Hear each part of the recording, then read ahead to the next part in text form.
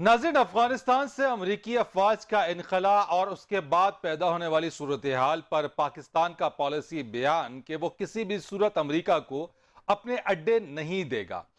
ये इस बात की अयादा इस बात के बारे में जो इज़हार ख्याल है ना सिर्फ वज़ीर आज़म पाकिस्तान ने किया बल्कि Askari क़यादत army chief general Qamar Javed Bajwa साहब की जानिब से ये वाली बात आई कि पाकिस्तान अपने अड्डे नहीं देगा।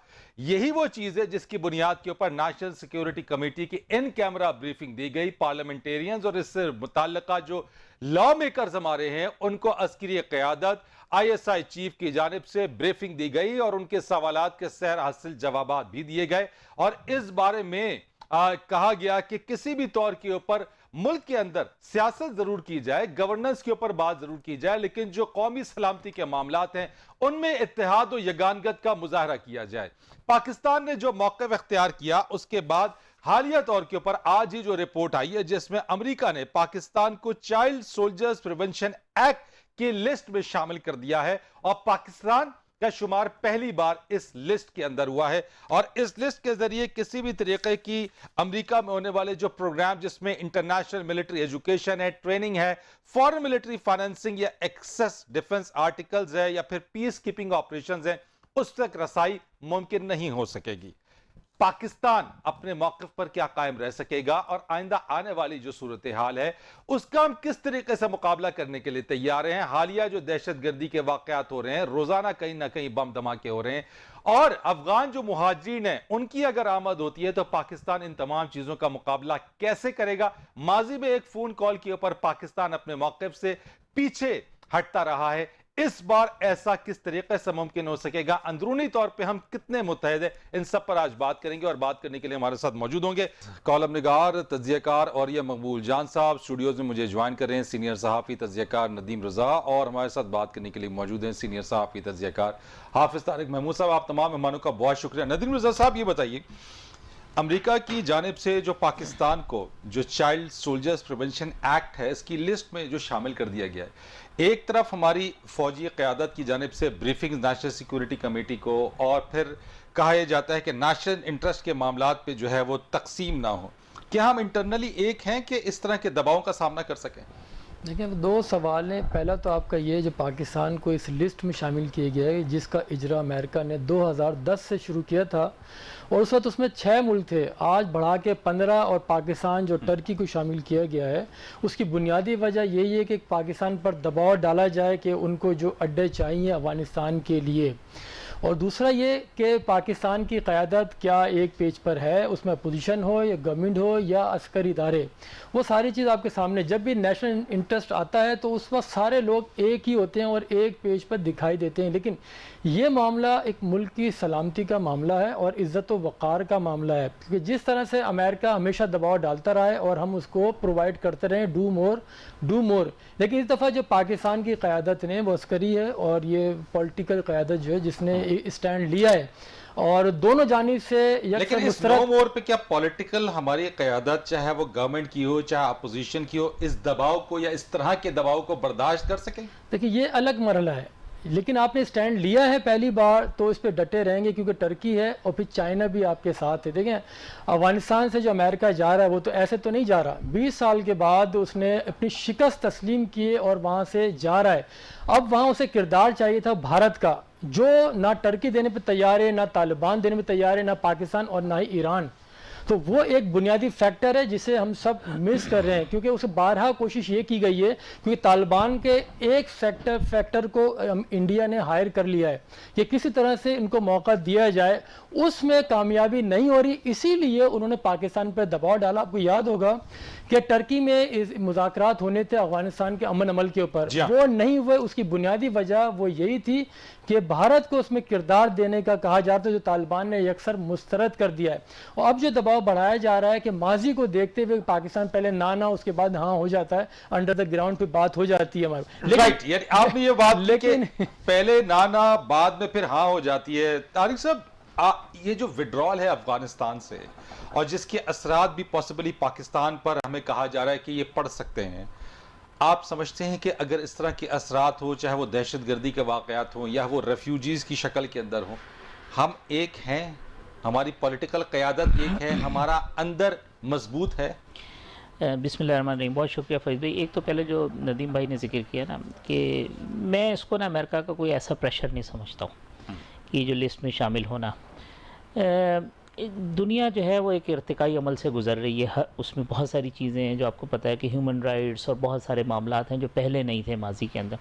आपको हैरत होगी कि 2010 जिसका ज़िक्र किया कि जी अमेरिका ने और ये लिस्ट और ये वो, उससे पहले एक ज़माना था जब अमेरिका इसका सबसे बड़ा मुखालिफ था, क्योंकि अमेरिका के अंदर ख़ुद रिक्रूटमेंट जो है वो 17 साल की उम्र के अंदर होती थी। अभी भी आप हमारे यहाँ भी 17 से 20-21 साल तक जो है वो PMMA में और दूसरी जगह जाते हैं। इंडिया में 16.5 साल में आप नेवी ज्वाइन कर सकते हैं, 17 साल में आप एयरफोर्स ज्वाइन कर सकते हैं।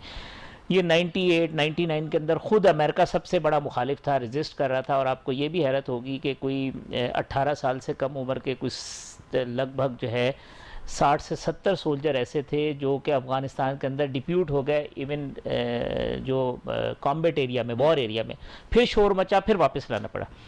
लेकिन अब एक इर्तिकाई 2008 में उनके यहाँ डेवलपमेंट हुई, बुश ने की, फिर ओबामा ने की। तो अब ये कि लेकिन पाकिस्तान का सिनारियो तो हमें हमारे मुताबिक जो हम कहते हैं हमने फैटफ के जो है वो 27 में से 26 जब नुकात पर अमल कर लिया तो हमारा जो गोल पोस्ट है उसे ही तब्दील कर दिया गया।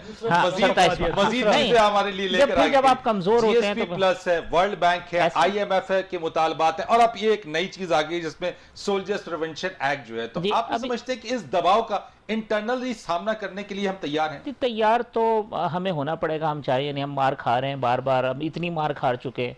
90,000 लोग हमारे शहीद हुए हैं, लॉ इन्फोर्समेंट के लोग हमारे शहीद हुए हैं। तो अब हम ये कहें कि जी हम तबाह हो जाएंगे, हम तबाही वाला पीरियड गुजार के आ चुके हैं और बहुत सख्त क्रूशल पीरियड गुजारे हैं। मार खा खा के हम जो है ना वो उस मार ने हमें काफ़ी तैयार कर दिया है, उस तजर्बे ने हमें काफ़ी तैयार कर दिया है। सूरत हाल हमारे लिए अच्छी नहीं है। अगर हम ये कहें ना कि बहुत कोई बेहतर सूरत हाल है और हम बहुत अच्छी पोजीशन के अंदर, नहीं। अफ़गानिस्तान के अंदर से 4 तारीख को जो मेजर विड्रॉल है वो हो जाएगा। एक सिम्बॉलिक डेट तो उन्होंने 11 सितंबर बगराम एयरबेस हैंड ओवर कर दिया, 4 तारीख को वो हो जाएगा। उसके बाद जो है वो हमारे लिए अगले 6-8 माह क्रूशल हैं। जिस तरह आपने कहा कि महाजरीन का मसला, हम एक्सपेक्ट कर रहे हैं कि शायद 5 से 6 लाख अफराद जो है ना वो मज़ीद माइग्रेट कर जाएं। फेंस हम 90% कर चुके हैं। उसके पीछे हम 3-4 किलोमीटर FC की चेक पोस्टें बना रहे हैं। ऊपर हम हेली के ज़रिए पेट्रोलिंग कर रहे हैं। हमें इस बात का भी खदशा है कि हमारे यहाँ लॉ एंड ऑर्डर के इशू हो सकते हैं, क्योंकि ये जो मिलिटेंट ग्रुप्स हैं वो जो है जिस तरीके से माजी में हुआ उस तरीके से पाकिस्तान के अंदर भी उस चीज़ों को डिट्रैक्ट करने, बढ़ते हुए दहशतगर्दी के फिर रॉ और जो अफगान इंटेलिजेंस है उनका गठजोड़ जो है वो इस सिचुएशन से, तो बहुत सारे चैलेंजेस हैं। लेकिन चूंकि हम एक प्रोसेस से गुजर के आए हैं, मुसलसल लड़ रहे हैं, तो हम ये कहें कि जो सिचुएशन, जिस तैयारी में हम 2001 में खड़े थे उससे कहीं बेहतर तैयारी में खड़े हैं। सूरत हाल नाजुक है, संगीन है, तैयार होना पड़ेगा। उसके अलावा हमारे पास कोई ऑप्शन नहीं है। इंटरनली क्या पॉलिटिकल पार्टीज, आज भी आप देख रहे हैं प्राइम मिनिस्टर की जी मीटिंग में एब्सेंस के हवाले से बड़ी बात की गई, लेकिन जब बिलावल साहब ने सवाल पूछा तो उनको जवाब ये मिला कि जनाब अपोजिशन ने कहा कि प्राइम मिनिस्टर अगर होंगे तो हम नहीं आएंगे। मामला असद कैसर के पास गया, उन्होंने आगे मामले को डाल दिया।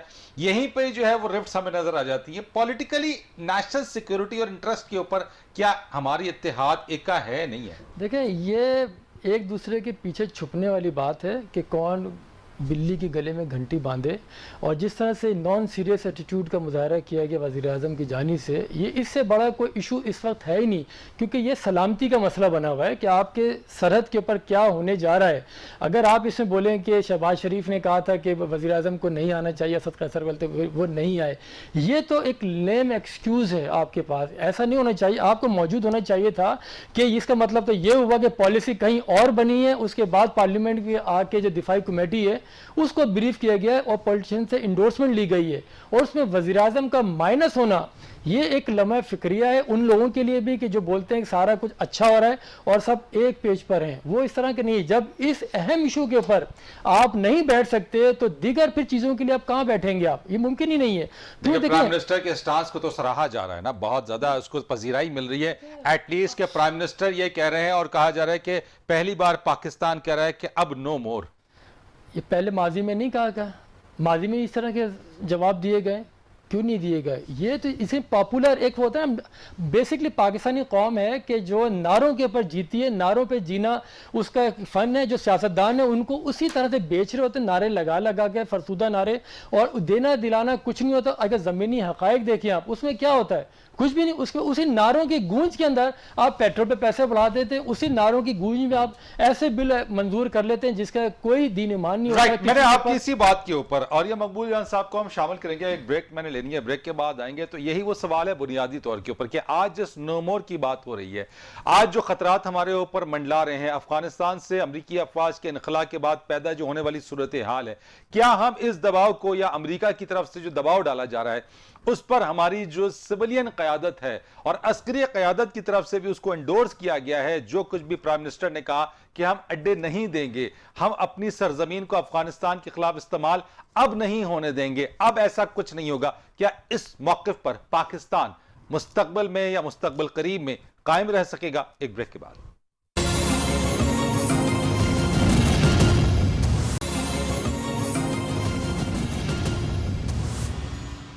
प्रोग्राम में खुशामदीद आपको कहेंगे। और ये मकबूल साहब, हम बात कर रहे थे कि प्राइम मिनिस्टर की तरफ से या गवर्नमेंट ऑफ पाकिस्तान की तरफ से एक पॉलिसी स्टेटमेंट, अस्करी क़यादत ने भी उसको एंडोर्स कर दिया कि हम अड्डे नहीं देंगे, नो मोर कह दिया गया। क्या इंटरनली हम इतने साउंड हैं, इतने मुत्तहिद हैं कि अमरीकी दबाव को बर्दाश्त कर सके? मुझे सिर्फ कोई ये बताए कि अमेरिका क्या दबाव डाल सकता है, कोई गिन के 1 2 3 4। गुज़श्ता तकरीबन 1 साल से मैं पूछ रहा हूं कि फैक्टिव क्या दबाव डाल सकता है। वो अदारा जिसके पास इंप्लीमेंटेशन मैकेनिज्म ही मौजूद नहीं है, जो किसी यूनाइटेड नेशंस की रिकमेंडेटरी बॉडी के साथ इसका ताल्लुक नहीं है, वो किसी बैंक को सिर्फ ये भी नहीं कह सकता कि फलां को कर्जा देने से रोक लो और फलां को कर्जा देने से को ना दो या फलां से वापस ही ना लो। मसला सारा यह है कि आप मुझे बताइए, अड्डे ना देने पे अमेरिका क्या कर, सैंक्शन लगाएगा आप पे? इस पूरे खित्ते में सैंक्शन लगा के आउट होना चाहता है वो? क्या लगा, कौन सी सैंक्शन लगा देगा आपको? चलो आइए गिन लेते हैं सैंक्शन क्या लगाएगा आप पे। सबसे बड़ी बात है, IMF वर्ल्ड बैंक को कहेगा आप पीछे हट जाओ। 38 साल से 40 साल से ईरान पे सैंक्शन लगी हुई हैं। 3 लीटर, मैं वहां पर होता था, 3 लीटर पेट्रोल जो था उनको राशन मिलता था, हालांकि पेट्रोल का इलाका है। ईरान सफा हस्ती से मिट गया, तबाह बर्बाद हो गया, वहां लोगों को खाना नहीं मिलता। ईरान के अंदर जो उन्होंने एजुकेशन सिस्टम बनाया है, उस वजह से हर साल एक बंदा नोबेल प्राइज जो है उसके लिए नॉमिनेट होकर जाता है। हम जिस स्कॉलरशिप पे फुल ब्राइट के अमेरिका जाना चाहते हैं, हमारे बच्चे ना घर के रहते हैं ना बाहर के रहते हैं, वहां जाके नौकरियां करते हैं, यहां को सर्वे नहीं करता। किस बना, मतलब मुझे कोई सैंक्शन को कोई रास्ता, नॉर्थ कोरिया ना में उसके ऊपर लगाया हुआ है ना, क्या हो गया? अब फिर और क्या बताऊं, किसने रोक लिया यूरोप को ईरान से तिजारत करने के लिए? किसने रोक लिया हिंदुस्तान को ईरान का पेट्रोल खरीदने से लिए? आप, चाइना आपके साथ खड़ा है, रूस आपके साथ खड़ा है, चाइना का मेजर इंटरेस्ट आपके साथ है, सीपेक की सूरत हाल है, क्वेड आपके मुकाबले पे लेके आ रहे हैं, रशिया का चाइना से ज्यादा इन्वेस्टमेंट पाकिस्तान में हो चुकी है। आप क्या समझते हैं मजाक है किसी जगह? सर आपकी तमाम बातें दुरुस्त, लेकिन मैं बात कर रहा हूं कि माजी के अंदर हमें एक फोन कॉल के ऊपर जो है वो जो हमारा स्टांस था उससे हम पीछे हटते रहे हैं। सवाल मेरा यही है, क्या इस बार तो ऐसा कहीं ऐसा नहीं होगा? देखिए, गैरत और बेगैरती का मुकाबला नहीं किया करते। जॉर्ज टेनेंट ये कहता है कि जब हमने 7 मुतालबात रखे सुबह की मीटिंग के अंदर, तो मैं अंदाजा था कि पाकिस्तान ज्यादातर 2 मुतालबा या 3 मुतालबात मानेगा, लेकिन मुशर्रफ साहब की गैरत का आलम यह था कि उन्होंने 7 के 7 मान लिए।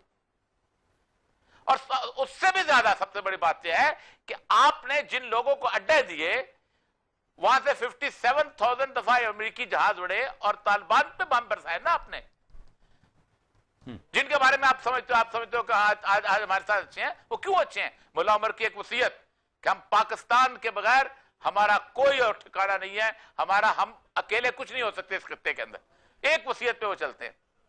आपने उनको दिए, उन्होंने 4100 ड्रोन आप पे बरसाए। तो आप क्या करना चाहते? मसला समझ है कि पाकिस्तान में जो फैसला करने वाले हैं ना, वो किसी तौर पर भी उन्होंने फैसला नहीं किया इस बात पे। इस बात पे फैसला किया कि मेरा मजाती मफाद क्या था, मेरा बच्चा कहां पढ़ रहा था, मेरे बच्चे की नौकरी कहां जा रही थी। लेकिन सर मैं वही पूछ रहा हूं कि अब जो फैसला किया गया है उस फैसले के ऊपर कायम और दायम रहा जाएगा? वो फैसला बिल्कुल यानी अटल फैसला है, उस पर कोई अब कॉम्प्रोमाइज नहीं होगा आगे चल के? उसकी एक वजह है, उसकी वजह है कि इस वक्त दुनिया दो हिस्सों में तकसीम हो चुकी हुई है। देखिए, आज से 3 साल पहले तक दहशतगर्दी के जंग जो थी एक मौजू था। आप 3 साल की अखबारें उठा ले, दहशतगर्दी की जंग को वो मौजू ही नहीं रह गया। कंटेनमेंट ऑफ चाइना मौजू है दुनिया के अंदर। कहा जा रहा है 4 मुल्कों का इत्तेहाद बन चुका है कंटेनमेंट ऑफ चाइना के अंदर। कहा जा रहा है वहां पर फोर्सेस कितनी है, यहां पर फोर्सेस कितनी। 81% ठेके अफगानिस्तान के अंदर चीन के पास है। 81% सीपैक उसका यहां पर खड़ा है। आप अड्डे दे के देखें, आप सोच नहीं सकते कि आपके साथ होगा क्या। आपको तो वो कश्मीर पे हल कराने को देने को तैयार है कि हल कराते आप इंडिया के साथ रहो, चीन को छोड़ दो। आपका सौदा बड़ा महंगा है इस दफा। सौदा सस्ता नहीं है अड्डे देने का। सौदा यह है कि आप चीन को अल्लाह अल्लाह हाफिज कहेंगे आप यहां से। राइट, क्या सूरत हाल है। लेकिन अस्करी और सिविलियन क़यादत तो दोनों इसी मौक़िफ़ पे है ना कि हमने नहीं देना। नहीं, उसके ऊपर कोई दो राय नहीं है। उसकी बुनियादी वजह क्या है? उसकी बुनियादी वजह जो औरिया साहब ने कहा कि ये इतना महंगा सौदा है, इतना महंगा सौदा है कि हम ये अफोर्ड ही नहीं कर सकते कि हम ये कर दें। अगर आपने इस मर्तबा फिर वही हरकत की, तो जिस तरह हमने पहले सेगमेंट में बात की थी कि आप एक ऐसी जंग के अंदर और एक ऐसे जहन्नुम में चले जाएंगे जो कि अब शायद जो है अब हमारे पीछे भी बेसिस देके उसमें हमारे पास कोई ऑप्शन नहीं है किसी भी किस्म का कि आप अपनी सरजमीन अगर किसी ये अफगानिस्तान की वॉर के अंदर अब इस्तेमाल करते हैं तो हमारे मुकद्दर में सिवाय तबाही के कुछ नहीं होगा। हमारे पास ये ऑप्शन ही नहीं है कि हम इस तरफ जाएं। अब बात आ गई कि अमेरिका की और चाइना की, और ये चाइना हकीकत क्या है? हमें कोई एक तरफ से गाजर दिखाता है, हमें अचानक से अमेरिका अच्छे लगने लग जाता है। थोड़ी देर के बाद हमें नजर आता है कि सीपैक में इन्वेस्टमेंट हो रही है तो हमें चाइना अच्छे लगने लग जाता है। 4 दिन पहले हमें बताते हैं कि जनाब हम एक नए ब्लॉक के अंदर शामिल हो रहे हैं जिसमें चाइना है, रशिया है और ये रशियन कंट्रीज हैं और ये इनकलाब आएगा। 4 दिन बाद पता चलता है कि नहीं जनाब, हमारी तो हम अमेरिका के बगैर हमारा गुजारा ही नहीं है और हम अमेरिका के बगैर रह ही नहीं सकते हैं। देखिए, जो कमजोर हुकूमतें होती हैं, कमज़ोर कौमें होती हैं, कमज़ोर रियासतें होती हैं, वो इसी तरीके से फ्लोटिंग चीज़ें करती हैं जो हम कर रहे हैं। एक दिन आप कहते हैं जी मैं मलेशिया में कॉन्फ्रेंस में जा रहा हूँ, अगले दिन आप कहते हैं एक कॉल आ जाती है, आप कहते हैं नहीं जनाब हमने तो ये नहीं करना। एक दिन आप कहते हैं कि हम ये कर रहे हैं, जब आपको पता चलता है कि 30 लाख पाकिस्तानी आपके सऊदी अरब से आगे पीछे होने लगे, आप फिर यू टर्न लेके चीज़ों के ऊपर आ जाते। तो आप अपनी ग्राउंड रियलिटीज देखें ना। बातें करना बहुत आसान है कि हम ये कर देंगे तो फलाना क्या करेगा। फार्मूला तो खादिम रिजवी साहब ने भी पेश किया था ना कि कर्ज लेने के लिए जो आते हैं तो फिर उनको मना कर दें कि जी आप नहीं लेते, बस ठीक है। वो बिल्कुल ठीक था। मैं तारीखी साहब पे साबित करता हूं, मैं तारीखी तौर पे साबित करता हूं। एक मुल्क है निकरागुआ, निकरागुआ के ऊपर तकरीबन 38 अरब डॉलर कर्ज था। एक मुल्क है एक्वाडोर, एक्वाडोर पर 26 अरब डॉलर कर्ज था। उन्होंने एक कमेटी बनाई, उसका नाम है committee for the abolition of illegitimate debt. ये मैं तारीखी वाकया बयान कर रहा हूं, सिर्फ 8 साल पहले का। उन्होंने एक डेफिनेशन की कि the debt which has been accrued for the benefit of the few is illegitimate. वो कर्ज जो चंद लोगों की ख्वाहिश के लिए और चंद लोगों के फायदे के लिए लिया जाए वो इलिजिटिमेट है। उन्होंने एक डेट ऑडिट शुरू किया। 8 महीने के अंदर डेट ऑडिट के तहत कहा 88% कर्जा नाजायज है। कोरिया नाम था प्राइम मिनिस्टर का, गया उसने कान से पकड़ के IMF को निकाला, दरवाजा बंद किया, अपने बॉन्ड वॉल स्ट्रीट में वापस मिलाए। पूरी दुनिया ने माना। यह खादिम रिजवी की बात नहीं कर रहा मैं, पूरी दुनिया ने माना। उसके बाद एक दूसरा मुल्क था निकरागुआ, उसने ये किया। तीसरा मुल्क था ग्रेनेडा, उसने 4 मुल्क अब तक कर चुके हैं। अगर आप तारे आंखें खोल के गैरत से जिंदा रहना तो इस दुनिया में ये होता है। राइट, नजीम साहब आपका ही पॉइंट है उस चीज के ऊपर। और साहब जो बात करें कि सिर्फ एक जो तारिक साहब ने जो रेफरेंस दिया सिर्फ वही नहीं बल्कि दुनिया में होता रहा है। हम इस पोजीशन पर आ गए, हो रहा है। देखिए दुनिया में होता रहा, उन ममालिक की हैसियत क्या थी। पाकिस्तान जिस मुकाम पे खड़ा है, वहाँ पे जो 70 साल से जो इसको गिद्ध की तरह नोचा जा रहा है लोगों ने, वो कौन लोग हैं? वो वही है ना। लेकिन वही तो बात की जा रही है कि आज चाहे वो अपोजिशन हो चाहे वो गवर्नमेंट हो, वो नेशनल इंटरेस्ट पे तो कम से कम तकसीम न रहे। और जब मुत्तहिद होंगे तो आप आंखों में आंखें डाल के बात कर सकते हैं। मुत्तहिद सारे लोग मुत्तहिद हैं करप्शन करने के लिए, माल लूटने के लिए। ब्यूरोक्रेसी को आप देख लें क्या है, जो पॉलिटिशियंस को आप देख लें, जो रिटायर्ड मुलाजमीन है, रिटायर्ड इदारों के सरबराहान है, उनको आप देख लें क्या है। बातें करना आसान है। हर बंदा रिटायरमेंट के बाद जो अपनी सीट छोड़ने के बाद उसको हर चीज याद आ जाती है, उसके जमीनी हकायक नहीं देखता। देखिए इस वक्त पाकिस्तान की जो हैसियत है, जियो स्ट्रेटजी और जियो इकोनॉमी की पाकिस्तान की अहमियत बहुत ज्यादा है। अगर पाकिस्तान इस वक्त इसको बेहतर अंदाज से इस्तेमाल करे तो कोई पाकिस्तान का बाल बीगा नहीं कर सकता। लेकिन उसके लिए आपको साबित कदमी, आपको खड़ा होना पड़ेगा। अब देखना पड़ेगा कि हम में तप्पड़ है कितना, हम सकत इसकी रखते हैं या नहीं रखते। जो सैंक्शन की बात करें कि कुछ नहीं बिगाड़ सका, देखिए ईरान है, उसने एक चूज कर ली लाइन। इवन बांग्लादेश को आप देख लें, उसने लाइन चूज कर ली, हमारी कोई लाइन ही नहीं है। और ये सब मैं आपसे इसी चीज के ऊपर कि हमने स्टैंड लेना। मैं सर ब्रेक ले लूं, अगर आपकी इजाजत तो एक ब्रेक ले लूं। मैं अर्ज करूं, ब्रेक के बाद अगर आपके पास आ जाओ, चले एक ब्रेक ले लेते हैं, ब्रेक लेते हैं और ये सब आपके पास आएंगे एक ब्रेक के बाद।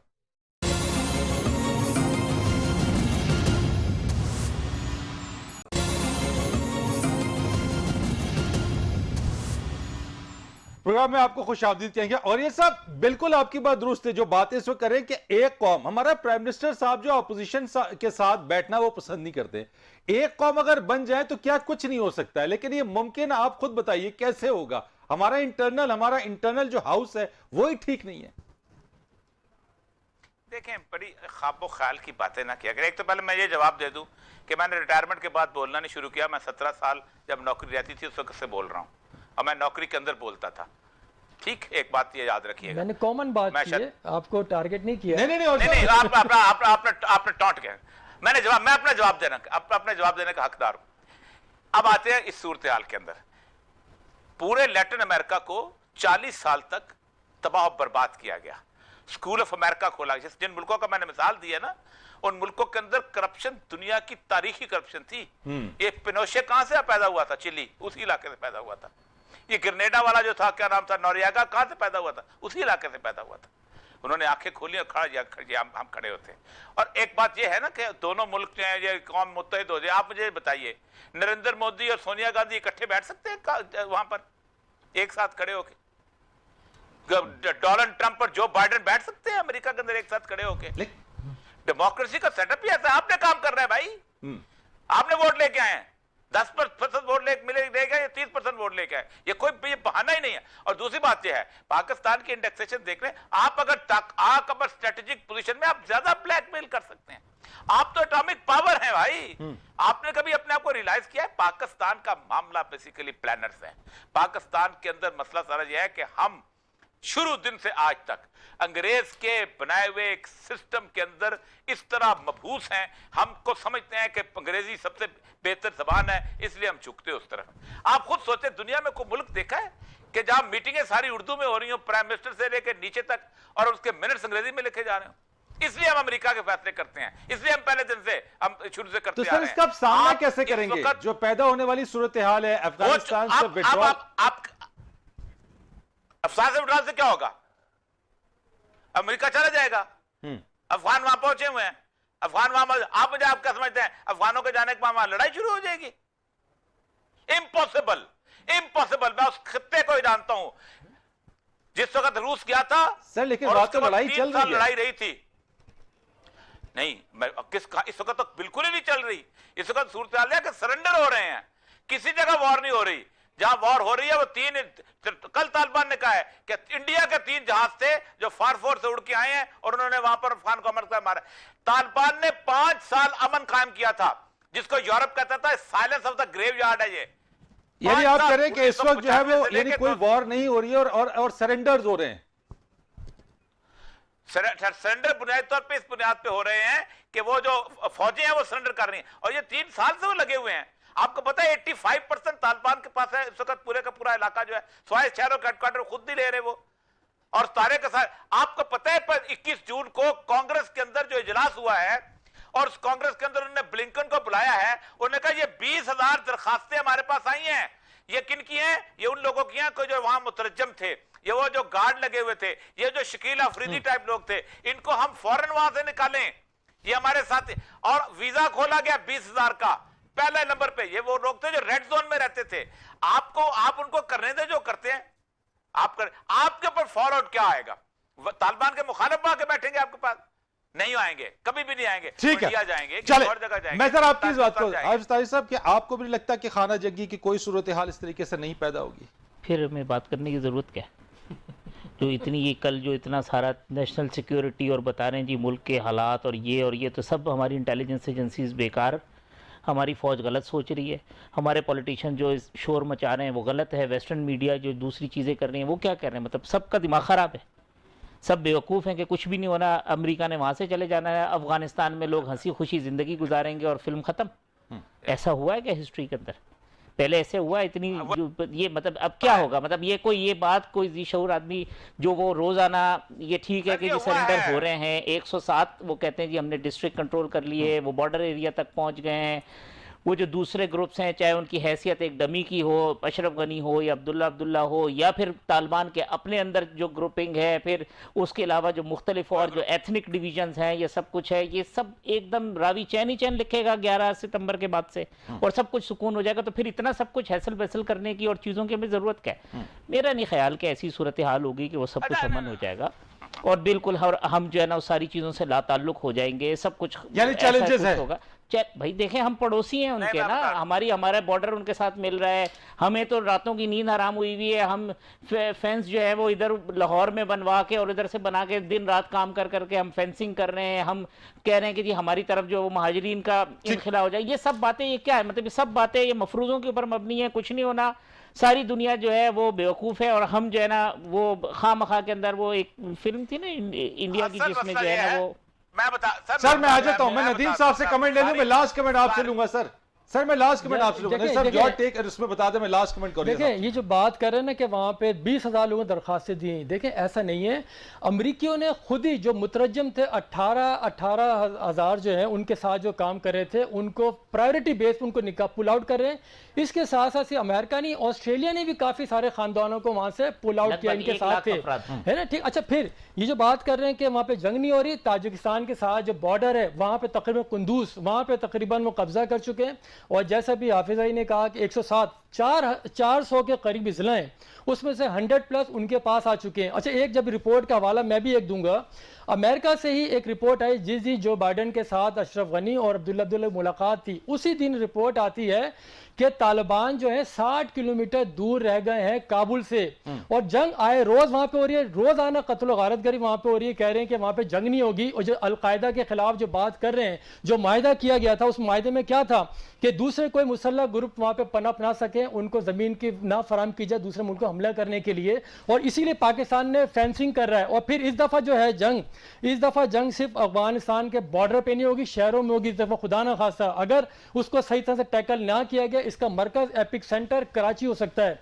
जो रिपोर्ट्स आ रही हैं, ये पता नहीं कौन सी रिपोर्ट की बात कर रहे हैं। एक सारा मुझे फरीद भाई कह लें, देखिए गैरत के साथ हम जिंदा रहना चाहते हैं, सर उठा के जिंदा रहना चाहते हैं, लेकिन अर्तुगरुल के ड्रामे देख के सिर्फ घोड़े पे सवार हो जाएं और कहेंगे कि हम तब्दीली लेके आएंगे, ऐसा मजबूत करें, अपने पैर मजबूत करें, अपने आप को इस काबिल बनाएं कि आप जो है ना वो दुनिया की आंखों में आंखें डालें और कैप्चर कर सकें। एग्जैक्टली इन्हीं की बात को मैं नारे लगा के कुछ नहीं होगा। इन्हीं की बात को मैं टोक करता हूं कि हम पीटीवी के ऊपर अर्तुगरुल गाजी को दिखाते हैं, फतवात उनकी दिखाते हैं कबीले का, हमारी अपने पाकिस्तानियों के कौन सी एक शख्सियत है लास्ट कमेंट ओवर मॉडल बनाए। ये last comment over it sir.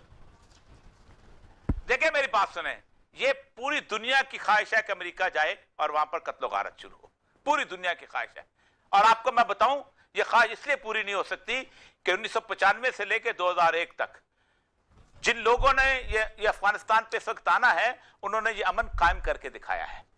ये जिन अशरफ गनी इनकी बात करते हैं ना, इनकी औकात और वकाम यह था कि इनको चौकीदार के तौर पर भी उसमें नहीं खड़ा किया गया था जहां मुज़ाकरात हुए थे। एक फोर्स को एक्सेप्ट किया गया था, दैट वाज तालिबान, और उन्होंने उसको नेगोशिएट किया है। अशरफ गनी और को मैं सुन ले, मैं जानता हूं ये उनका वो कहते थे ये जर्मनी से आए थे और अमेरिका लेके आया था, वैसे ही वापस चले जाएंगे। अफगानिस्तान के अंदर बदख्शानी उनके साथ है इस वक्त, हजारों ने ईरानियों ने कह दिया हमके साथ हैं। ताजिकिस्तान का बॉर्डर मुकम्मल तौर पे उनके कंट्रोल के अंदर है। ताजिकिस्तान का सदर यहां पर आया, उसने कहा फारफोर का जो इंडियन बेस था हम उसमें ऑपरेशन नहीं कर सकते। ठीक है सर, कंक्लूड कीजिएगा, I have to close it sir. Turkey पहुंचा है, ये ख्वाहिश है यहां लोगों की कि वहां राइट सर। ठीक है सर, बहुत शुक्रिया आपका। अरिया साहब थैंक यू सो मच। हाफिज तारिक महमूद साहब आपका बहुत शुक्रिया। नदीम रजा साहब आपका बहुत शुक्रिया। फरीद रईस को इजाजत दीजिए। अल्लाह।